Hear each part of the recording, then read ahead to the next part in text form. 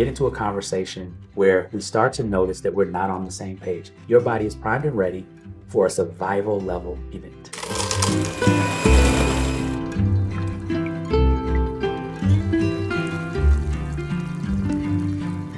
Hey friends, welcome back to the Coffee Klatsch, our video series where we bring on people who we think are interesting to talk about issues or topics that you can put to practice in your own organization. Today I'm joined by Robert Heath Sr., who's the CEO at the Legacy Leadership Consulting Group. And prior to that, he was with the Marine Corps for 8 years, where he was a trainer, an attorney, and a commander. So welcome to the show, Robert. Thank you very much for having me. Today, we're going to be talking about the 3 barriers to crucial conversation or successful conversation. I get into maybe a difficult conversation with somebody. What starts happening to our bodies and our brains during that maybe starts to get in the way? So the basic 3 top threats to communication are, number 1, amygdala hijack. Number 2, inadequate language. And then number 3, unconscious bias. If we start with number 1, amygdala hijack, that's that whole, what am I feeling, what's going on?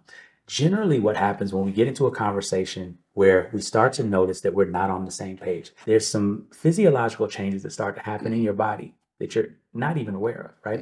And that's because the amygdala is a small part of the brain that distinguishes whether there's a threat or not a threat. What starts happening in your body?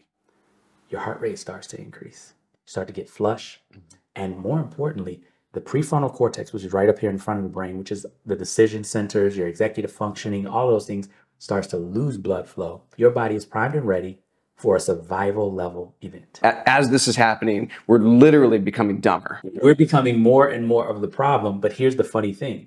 The perception is, why won't they just listen? The perception is, I know that I'm making a rational argument, when the reverse is normally true. Your argument gets less and less rational. It's important also to be able to recognize that in other people, because if you're trying to make logical arguments to somebody who's in the middle of an amygdala hijack, there's really nothing you can say that's going to get them to be calm. One of the other things we talked about is this idea of inadequate language. All right, what does that mean? Any time that you've been in a conversation where you just, it's on the tip of my tongue, I can't, what's the word, right? That feeling, it becomes frustrating after a while when you can't remember what it is that you want to say or when you don't have the words. That's the concept of inadequate language. When I'm frustrated at myself, you can see that I'm frustrated, but you don't know who I'm frustrated at because I haven't communicated that. But generally, if we're communicating and you can see that I'm frustrated in our communication and I'm getting more— You're mad at me. Exactly. Now I'm a threat to you and you're starting to go into amygdala hijack, right? And so there's this whole process of kind of miscommunication that's going on that's not, again, based on the intentions of either of the parties. We have this 3rd barrier, which we can call it unconscious bias. For everyone who's watching this video, you hear unconscious bias, there's like 50-50. Some of you just got amygdala hijacked. You know what I mean? That just happened, just by hearing that one term. Yes, unconscious bias has been a term that has been hijacked and it's been used as a cudgel and as a weapon, right? But when we talk about unconscious bias, what we're really talking about is the filter through which you see the world and perceive the inputs that are coming in from the world. You're not to blame for your unconscious bias.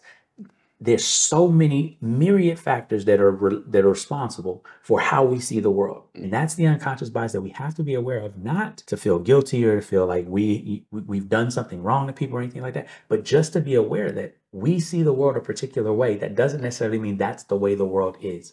We have to understand those impulses. We have to interrogate them a little bit and understand, all right, there's clearly a misalignment in perceptions here. And it may not be because they're evil and I'm good. It's just a mismatch of filters. One of the things that we say is our purpose at our company, right, is to create understanding. So to be able to lean into that conversation and maybe ask some questions and find out, how did you come to believe that? You know, that's something that I would really genuinely like to understand. By being aware of these threats, we can not personalize them and act as if they are intentional from the other person, right? That gives us the power back and it allows us to collaborate and to walk alongside instead of to be in a situation where we're really adversarial. Yeah, that's a powerful way of thinking about those kind of conversations.